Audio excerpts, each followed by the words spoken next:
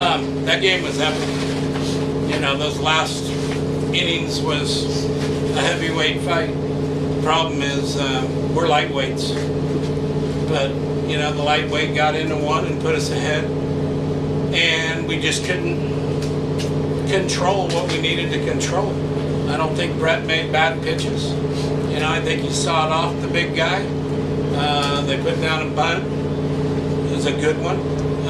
We didn't execute and get it out. Then we got a ground ball and we didn't execute and get it out. And we got another ground ball, didn't execute and get it out. And, you know, the guy hit a fly ball to win.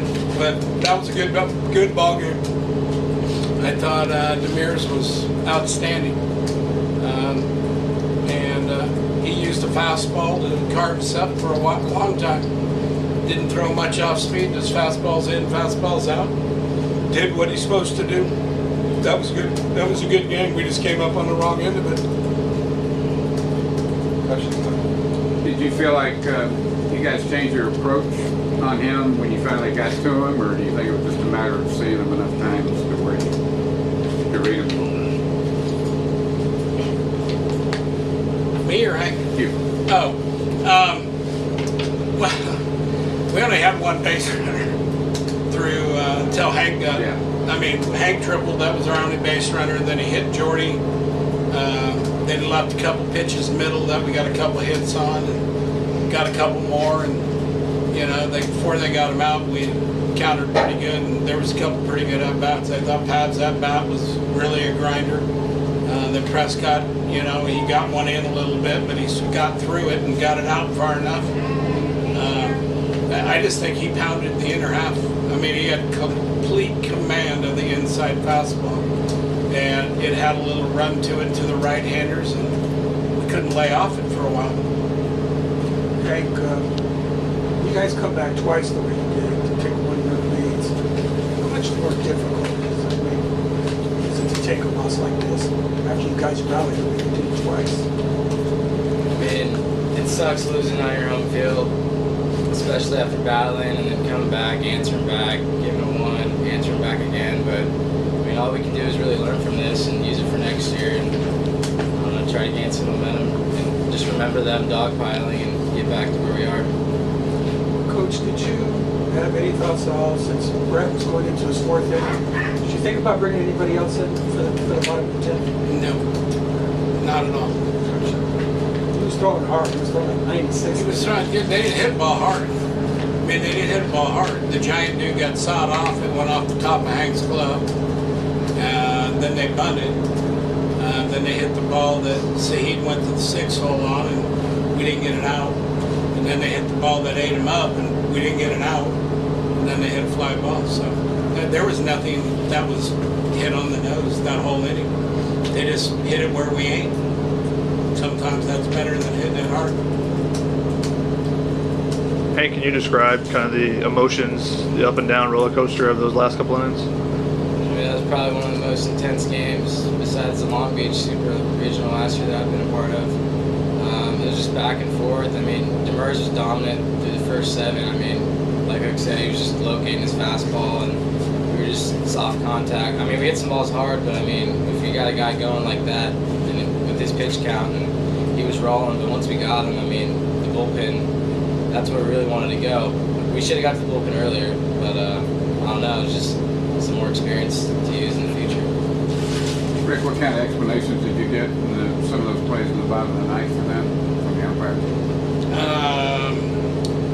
It was hitter's interference, so it was the second play. So it took off the out because it reverts back. If we would have thrown him out and we would have tagged him, it would have been a double play. And then nobody saw the ball hit the guy in the foot.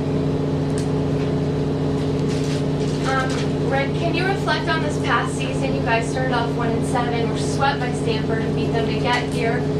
What can you say about this team? Well, today was kind of like the season. You know, we were up, we were down, we got back, we go ahead, we go even, we go ahead, we go even.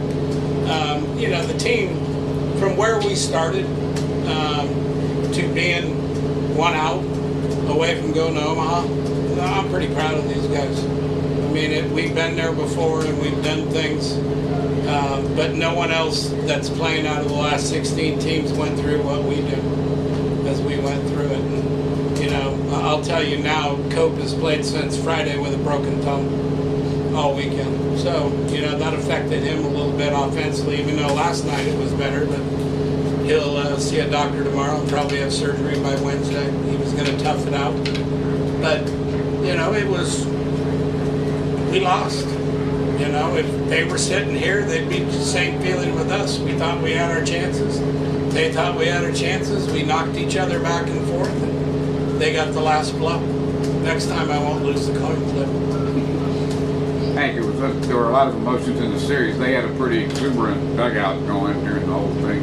How much did that kind of add to the emotion of it? I mean, that's their own thing. We had our own dugout, they had theirs, and I mean, you just can't really let that stuff affect you during the game, and you just gotta kind of let them do your own thing, and we did our own thing, and I don't know, we both had emotions, and they just came out on top. We just got unlucky. Any more questions? Coach, what was the key to the rally in the ninth inning? The first guy getting hit, because it gave us a guy on base. Then we got a base hit through the 4-hole on the next pitch. Things started going a little bit better for us at that point. It gets contagious, it gets contagious. And we had one inning, the ninth, where it went boom, hit batter.